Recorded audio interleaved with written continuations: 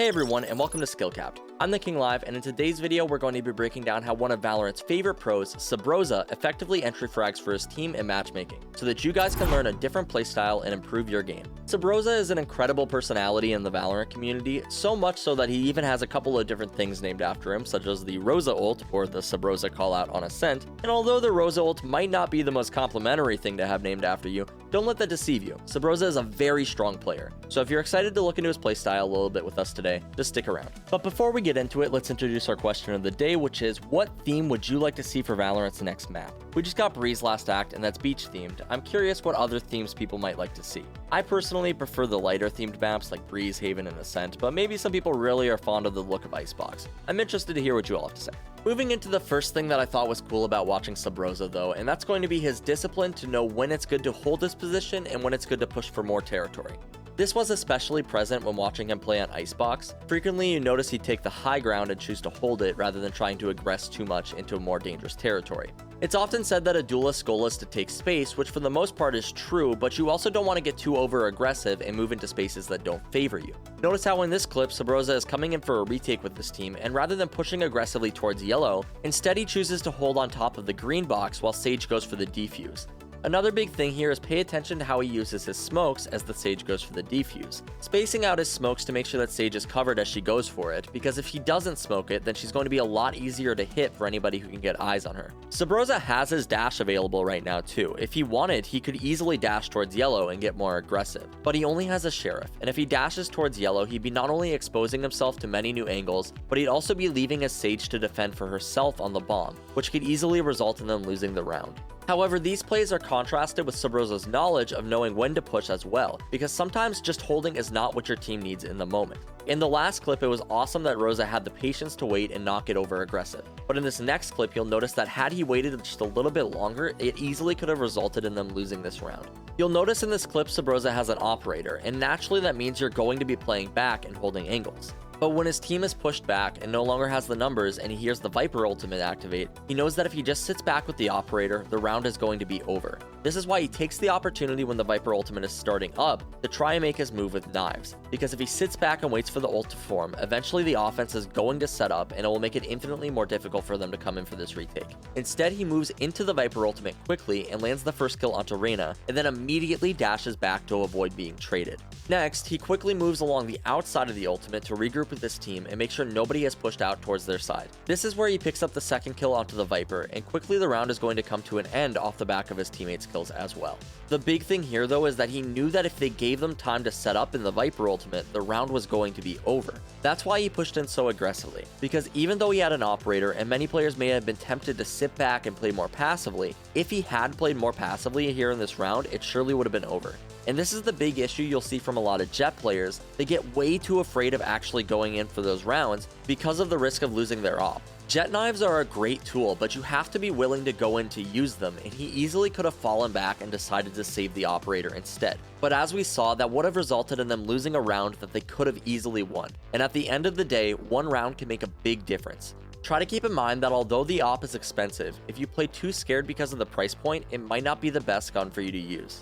We're going to move on to the next tip now, but before we do, if you guys enjoy this type of content and are really looking to improve your game sense, you should really consider checking out what we have to offer on SkillCapped.com. We have up-to-date lineups, courses on how to improve with each agent, Smurf commentaries where a high-rank player walks you through how to carry in your rank, and so much more. Come join over 500,000 satisfied members, improve that KDA, and get the rank that you've always wanted at SkillCapped.com. Link in the description below. Moving on to something that's not exactly the normal style of Duelist that we've gone over, and I think that it's something that's most exciting about making this video on Subroza. We've done tons of videos like this for players like Tens and Asuna, but they're far more aggressive players, and when we look at somebody like Rosa, he's more of a support player most of the time. That doesn't mean he doesn't know how to play aggressive, but frequently when you watch him on stream, he'll be playing agents like Skye. So this might be part of the reason that he has a little bit of a different playstyle. Notice how in this round, the enemy Viper pops her ultimate on B site, and he uses all of the noise from his teammates to lurk around the side of the smoke.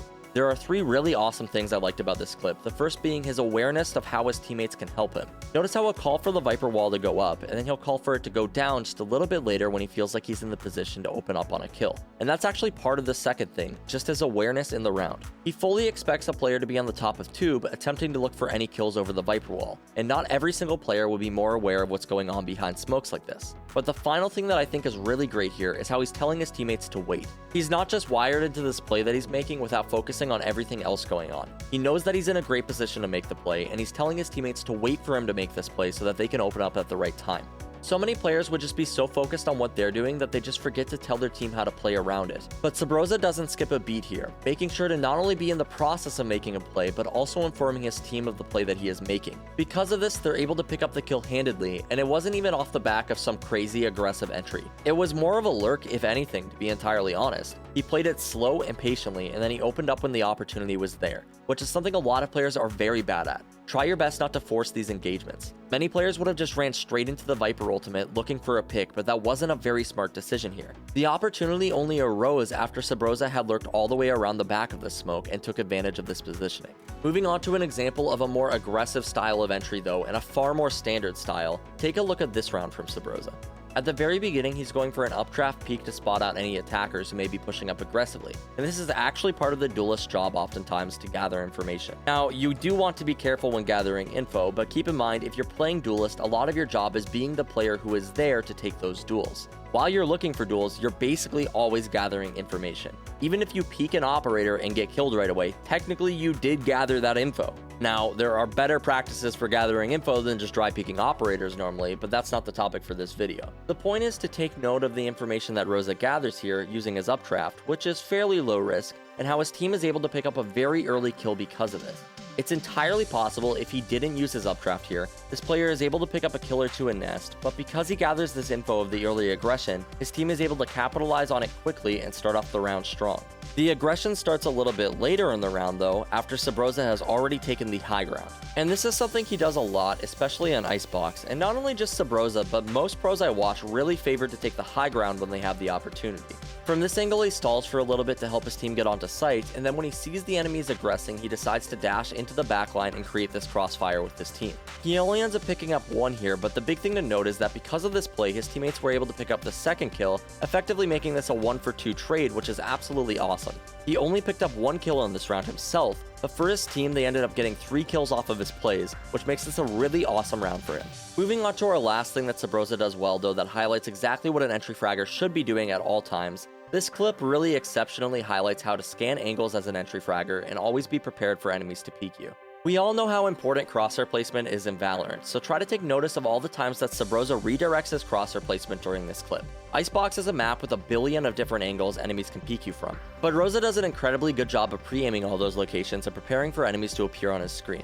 Even between things like smokes or small cracks enemies might appear throughout the map, he is constantly adjusting and being prepared for the most likely positions enemies might engage him from, snapping up and down and always prepared and pushing for more territory for his team, even after the Sage Wall. And this is something a lot of players don't keep in mind.